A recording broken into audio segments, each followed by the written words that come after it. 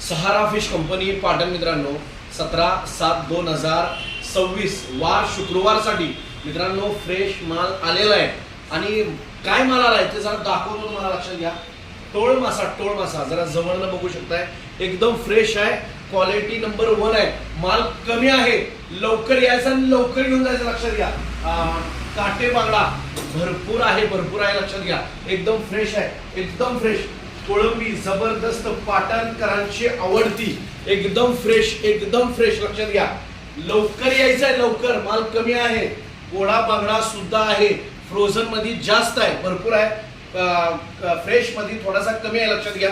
पण लवकर यायचं आहे, लवकर घेऊन जायचं आहे।